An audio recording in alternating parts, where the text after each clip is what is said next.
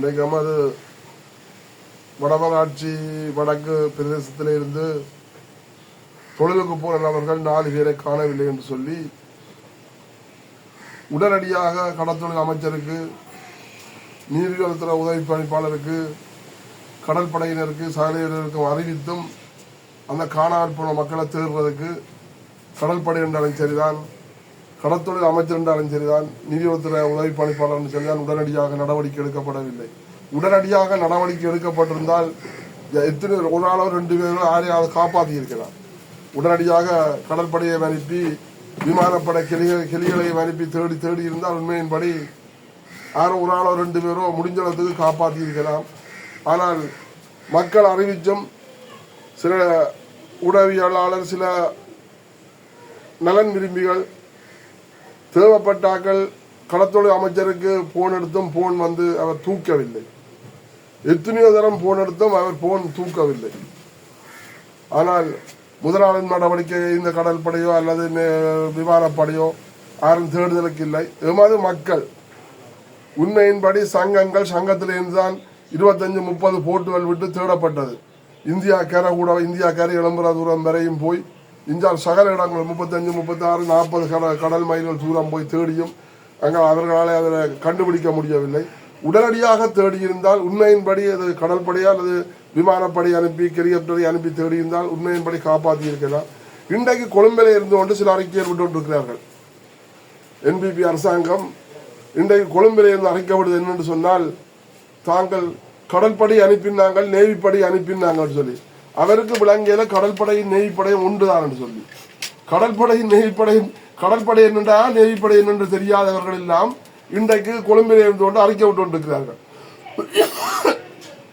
அடுத்தது வந்து கொழும்பிலே இருந்து ரோன் விட்டவரா, ரோன் ஆட்டேக்க விட்டு தேடுகிறவர்களுக்கு தெரியல. கொழும்பிலே இருந்து ரோன் விட்டு கடல்ல காணாமல் போனவரை தேடுறேன்னு சொன்னா கதையா படமாயி ஒன்றில் வந்து கிளியத்தொழிலிருந்து தேடியிருந்தால் இந்த காத்துன்னு சும்மா காத்து இல்லை, காத்துன்னு சொன்னால் இனிமையில் காத்து, நெருப்படுத்த காத்து. இந்த காத்துல கொழும்பில இருந்து ரோன் விட்டு தேடினாரா, அவர் ஆட்டேக்க விட்டு ரோன் விட்டு தேடினாரோ அது எங்களுக்கு தெரியாது. அடுத்தது என்ன ஒரு பிரச்சனை என்னென்று சொன்னால், இப்போ இன்றைக்கு எங்களுக்கு மக்கள் தேட போன மக்களை தான் நேவிக்காரர் மறித்து செக் பண்றான். நேவிக்கு அறிவித்து நாங்கள் இருக்கிற படகுகளை காணல, நாங்கள் தேட போறோம்னு சொல்லிக்கொண்டு கடல்ல தேடிக்கொண்டு போற படகுகளை தான் மறித்து இன்றைக்கு நேவிக்காரன் செக் பண்ணினே தவிர எங்களுக்கு மக்களை போய் தேடவில்லை. 3ஆம் நாத்து கடைசியில தான் இவர்கள் தேட போனதாக எங்களுக்கு ஒரு தகவல். அதுவும் உண்மையோ பொய்யோ எங்களுக்கு தெரியாது. ஆனா வெள்ள அறிக்கை விடுறாங்க, இலங்கையை சுத்தி பெரிய கடல் பிறப்பாம், எத்தனையோ 1000 பெரிய கடல் பிறப்பாம். அவனுக்கு ஒரு மண்டேக்க சரக்கே இல்லை. இலங்கை ஒரு தீவு, இலங்கையை சுத்த கடல் என்றா கடல்லால பெருசு. இதன் எங்கட மக்களுக்கு நான் விளங்காதும். நீ 2,20,000 மக்கள் தமிழ் மக்கள் இருக்கிற இந்த கதை பெப்பே என்ன வேண்டியா உங்களுக்கு கடல் என்றா என்ன? இலங்கை தீவை சுத்தி வேற கடல் என்றா கடல் பெருசுதானே. அதுக்கு கொழும்பிலே இருந்து ரோன் விட்டு தேடுங்க. அப்படி ஆகத்த அரசாங்கம், இந்த அரசாங்கத்தை நம்பித்தான் எங்களோட மக்களும் எங்களோட சங்கங்களும் எங்களோட கடற்தொழில் மக்களும் இருக்கிற. நாங்கள் அண்டையிலிருந்து இன்றைய கத்தியும் எங்களோட மக்களுக்கு வந்து சூடு சுரண வரையில். ஏனென்று சொன்னால் திருப்பி வேலைக்கு அரசியலுக்குள்ள போறீர்கள். நாங்கள் சொல்றோம், எங்களுக்கு அரசியல் வேண்டாம், அரசியலுக்கு போக வேண்டாம். நாங்களே எங்களோட முயற்சி எடுத்து எங்களோட மக்கள் ஒத்துழைப்போடு, எங்களோட கடற்தொழில் மக்கள் ஒத்துழைப்போடு என்னத்தையும் செய்யலாம். உண்மையின்படி எல்லாரும் சந்தோஷமான முறையில், சரியான முறையில் எல்லா சங்கங்களும் ஒத்துழைத்து சங்கமாக இருந்தால் எங்களுக்கு ஒரு தரம் தேவையில்லை. இன்றைக்கு யோசிச்சு பாருங்க, தடை செய்யப்பட்ட தொழில் என்று சொல்லி 100க்கு 100 எங்களோட கடலை அழிச்சு கொண்டிருக்கு. உள்ளூர் இழுவப்படாது 100க்கு 100. ஏனென்று சொன்னால் அடித்தளத்தை 1.5 அடி 2 அடி ஆழத்துக்கு அடித்தளத்தை கிண்டி கடல் வளத்தை நாசமாகி கொண்டிருக்கிற தொழிலை தடை செய்ய வக்கில்லை இந்த அரசாங்கத்துக்கு. ஆனா 100க்கு 30%, 35% பாதிக்கக்கூடிய கரவெளியை வந்து தடை செய்திருக்கிறாங்க. 100க்கு 30% அது பாதிப்பட்டு சொல்லிடலாது. 100க்கு 30% பாதிக்கப்பட்ட கரவெளியை தடை செய்திருக்கிறார்கள். 100க்கு 100 கடல் வளத்தை அழிக்கின்ற உள்ளூர் இழுவப்படகை தடை செய்யலை. இதுதான் எங்களது அரசாங்கம். கேட்டா நாங்கள் கடல் வளத்தை பாதுகாக்கணும். கடல் வளத்தை பாதுகா என்ன? கடல் வளத்தை பாதுகாத்தன் தடை செய்யப்பட்ட தொழில் எதை தடை செய்தீங்க? டிராக்டர் ஒன்றை தவிர வேறு என்ன தொழிலை தடை செய்தீங்க? இன்றைக்கு கிழக்கில் வடமராட்சி கிழக்கில் சுருக்கு வலி என்று சொன்னால் சொல்லி வேலை இல்லை. ஒவ்வொருத்தன் ட்ரிபண்ட் மூமெண்ட் சுருக்கு வேலை வளைக்கிறான். விடிய காலை அவன் கூலருக்கு மீன் ஏற்றுறான். நேவி எல்லாரும் நேவிக்கும் தெரியும், நேவிக்காருக்கும் தெரியும், எல்லாருக்கும் தெரியும். இதே இந்த நீதிமன்றத்தில் எல்லாருக்கும் தெரியும். கண்ணை மூடிக்கொண்டு வளர்க்க இதா உங்களுக்கு லைட்டு கடலில் லைட்டு கண்டபடி இந்த இல்லை வேகமாக நிற்குது. அப்ப நீங்கள் லஞ்சங்களை வேண்டிக் கொண்டு சட்டவிரோதமான தொழிலுக்கு ஆதரவை தெரிவித்துக் கொண்டு ஆனால் டிராக்டர்காரன் எங்கேயோ கொடுக்க இல்லையாக்கும் காசு. அதனால தான் டிராக்டரை வீண் சமாளிச்சிருக்கிறாங்க. ஏனென்றால் தொழில் 16 தொழில் தடை, உள்ளூர் இழுவப்பட உட்பட 16 தொழில் தடை. தடை என்றால் ஒரே தடை செய், எல்லாத்தையும் தடை செய். அது டிராக்டராக இருக்கட்டுக்கு, தங்குசி வேலையா இருக்கட்டுக்கு, பிரி வேலையா இருக்கட்டுக்கு, பிராண்ட் என்னென்றால் தடை செய்யப்பட்ட தொழில் 16 தடை செய். தடை செய்ய முடியல. உள்ளூர் இழுவப்படையை அங்கே போட்டு முள்ளுக்க அள்ளி அள்ளி கொட்டு வலிச்சு கொட்டி கொண்டு இருக்காங்க. அவங்கள தடை செய்ய முடியலை. இனிமேல் இப்போ இந்தியாவிலேருந்து தடைக்காலம் 15ஆம் தேதியோட தடைக்காலம் முடியுது. தடைக்காலம் முடிஞ்சா இனிமேல் அவங்க வருவாங்க, நல்லு போட்டு கொண்டு வந்து எல்லாத்தையும் அழிச்சு நாசம் செய்து கொண்டு போவாங்க. இதுக்குரிய எந்த நடவடிக்கையும் இங்கே இல்லை. ஆனால் அங்கே மேசையில் இருந்தோண்டு படம் காட்டுறார் அமைச்சர். மேசையில் இருந்தோடு படம் காட்டுறார். கடலண்டா என்னன்னு தெரியாது, கையால் ஆகாத ஒரு அமைச்சர் ஒரு ஆள் மேடையில் இருந்தோட ஒரு படத்தை வச்சுக்கொண்டு நேவிக்காரரை வச்சுக்கொண்டு நேவிக்காரருக்கு படம் காட்டி கொண்டிருக்கிறேன். இப்படி எத்தனை படத்தை காட்டி கொண்டிருக்கிறேன்னு சொல்லி எங்களுக்கும் தெரியும். எங்களுடைய அரசியல்வாதிகளும் அப்படித்தான். எங்களுடைய அரசியல்வாதிகள் அதை விட வேகமாக படம் காட்டி கொண்டிருக்கிறாங்க.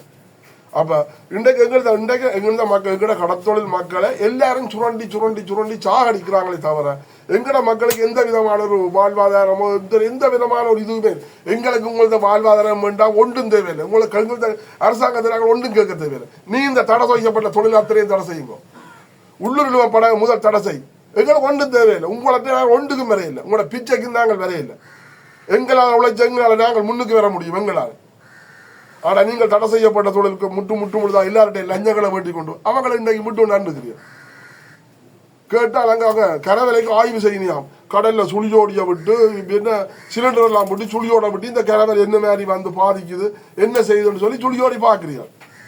ஏறியே இந்த இழுவ மடியில போய் டோலர்ல ஏறி பாருங்க, 2 விலையை தள்ளி போட்டு கம்பாத்தை இலக்கி போட்டு இழுத்து போட்டு பாருங்க என்னத்தை கொண்டு வருதுன்னு சொல்லி அதொன்று செய்ய வாக்கு இல்லை, அதை நிப்பாட்ட வாக்கு இல்லை. இன்றைக்கு நீங்கள் என்னத்தை செய்யுங்க? இன்றைக்கு உண்மையாக சாதாரணமாக யோசிச்சு பாருங்க. எங்களோட பருத்தித்துறை பிரதேச செயலகம் என்னன்னு சொன்னால் கடற்தொழில் மக்கள் வந்து மீன் சூட வேலை வளர்ந்து சூட தெரிகிறாங்க. பந்தல் ஒரு தட்டு பந்தல் போட்டு அது இந்த இடையிலுக்கு உயரம் அதுக்கு மீன் தெரிகிறவர்கள் அதுக்கு இன்றைக்கு ஒரு அடி நிலத்துக்கு 10 ரூபா, 30 அடி என்றா 300 ரூபா, வருஷத்துக்கு 3600 ரூபா நீங்கள் வரி விதிக்கிறீர்கள். சரி, நீங்கள் வரியை விதிங்கோ. வரி விதிக்கிறீங்கள் அப்படியா கொடுத்தா கடல் அரிப்புக்கு அணைய கட்டி கொடுக்கணும். இன்றைக்கு கடல் அரிப்பாக இன்றைக்கு படகுகள் கட்டி வச்சுக்க முடியல, படகுகள் வாருக்குனால போய் வர முடியல, பாருங்கள் தூத்து கிடக்கு.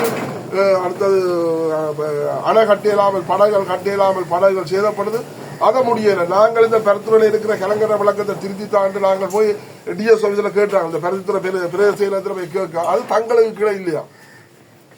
கலங்கர விளக்கம் தங்களுக்கு கீழே இல்லைன்னு சொன்னால் கரையில வந்து மாத்திரம் நீங்கள் ஒரு சட்டப்பந்தலுக்கு வரி எடுக்கலாம். அது யாருக்குள்ள இருக்கு? பருத்தித்துறை இருக்கிற கலங்கர விளக்கம் பருத்தி டிஎஸ் ஆபீஸுக்குள்ள இல்லைன்னு சொன்னால் தட்டுப்பந்தல் யாருக்குள்ள இருக்கு? அப்ப தட்டுப்பந்தலுக்கு அதை வரி விதிக்கலாம். ஆனா கலங்கர விளக்கம் தங்களுக்கு அதை திருத்தி தெரியலாம். இது வந்து ஒரு தொழிலாளிக்கு முக்கியமான சாமான். உண்மையின்படி அந்த கலங்கர விளக்கத்தை திருத்தி பழைய காலம் மாதிரி அதை செய்து விட்டால் 45 கிலோ 45 கடல் மைலுக்கு அந்த லைட் வந்து எங்களுக்கு தெரியும். எங்க திசை மாறி போனாலும் அந்த இதை வச்சு கொண்டு மக்களுக்கு இந்த கரை வந்து சேர்றார்கள். அதுகளுக்கு சரியான முறை நடவடிக்கை எடுத்து அதுகளை திருத்தி கொடுக்க வக்கில்லாத அரசாங்கம் இன்றைக்கு வந்து என்னத்தை செய்தோம் எங்களுக்கு தெரியல. இந்த கடத்தொழில் அமைச்சர் எங்கே இருக்கிறார் பூரார்கள் தெரியல. ஆனால் கொழும்பில் இருந்தோண்டு மேசையில் இருந்தோண்டு படம் காட்டி கொண்டு இருக்கிறார். உண்மையின்படி எங்களது மக்கள்ல அக்கறை உள்ள அரசாங்கம் கடல் வளத்தை பாதுகாக்கணும் அரசாங்கம் என்று சொன்னார். உடனடியாக தடை செய்யப்பட்ட தொழிலை நிறுத்தி உடனடியாக இந்தியாவோட தமிழ்நாட்டு முதலமைச்சரோட கதைச்சு தமிழ்நாட்டிலே இருக்கிற மீன் வாரியத்துறை அமைச்சரோட கதைச்சு 2 பகுதி மக்கள் கடற்தொழில் மக்களை இந்த தொழில் தடை நீங்களும் செய்யலாது இந்த தொழில் தடை செய்ய இந்த தொழில் வந்து செய்யலாம் 2 பகுதி மக்களும் செய்யலாம். அடுத்தது வந்து திசை மாறி போன என்ன, அடுத்தது எண்ணெய் இல்லாத எரிபொருள் இல்லாமல் போன என்ன, அல்லது இயந்திரம் பிழைச்சு வந்தாங்கன்னா அவர்களுடைய உருவிய அதுக்குரிய நடவடிக்கை செய்து உடனே திருப்பி வைக்கணும். உண்மையா முடியாது அவர்களை அரசு பண்ணக்கூடாது. பழைய காலம் மாதிரி நாங்கள் தொழில் செய்யணும். அதைத்தான் நாங்கள் கேட்டுக்கொண்டிருக்கிறோம். இது 2 அரசாங்கமும் 2 மீனவரை முட்டை விட்டுட்டு 2 அரசாங்கம் பவுனி பார்த்து விட்டு இது மீனவர்கிட்ட பிரச்சனை தீர்க்கின்றாலும் சின்ன பிரச்சனை. இப்போ வந்த தமிழ்நாட்டு முதலமைச்சர் கௌரவ ஜோசப் விஜய் அவர்கள் வந்து அவருக்கு கச்சதீவை விட்டா வேறு ஒன்றும் தெரியாது. கச்சதீவு வந்து இலங்கை இறையாண்மைக்கு உட்பட்டது. கச்சதீவு வந்து இலங்கை கரைக்கு கச்சதீவு இருக்கு. கச்சதீவை விட்டுட்டு 2 பாதி மீனவர்களும் சந்தோஷமா தொழில் செய்யக்கூடிய வழிவகையை பாருங்க. நாங்கள் இப்போ தற்படி இந்தியாவில் வந்து ஒரு கடற்தொழில் சம்பந்தப்பட்ட ஒரு அமைச்சர் வந்திருக்கிறார், மீன்வாரிய தொழில் அமைச்சராக வந்திருக்கிறார். அவரு கடல் என்றா என்ன, கடல் தொழில் மக்கள் என்றா சொல்லி அவருக்கு நல்லாக விளங்கும். உண்மையின்படி அவர் தன்னும் இனிமேல் தன்னும் அவர் வந்து இதுக்கு ஒரு அக்கறையை கொண்டு உடனடியாக 2 பகுதி மீனவரையும் கூப்பிட்டு கதைச்சி பேசி சில திட்டங்களை வகுத்து இப்படி 2 பகுதி மீனவரும் தடை செய்யப்பட்ட தொழில் செய்யாமல் சந்தோஷமா தொழில் செய்ய முடியல. அந்த திட்டத்தை 2 அரசாங்கத்தையும் கலைச்சி பேசி 2 அரசாங்கம் அதை நடைமுறையை கொண்டு வரணும். இல்லைன்னு சொன்னா நெடுக காலம் 2 பகுதி மீனவர்களும் முட்டுப்பட்டு அடிபட்டு சாக வேண்டிய கட்டம் பெறும்.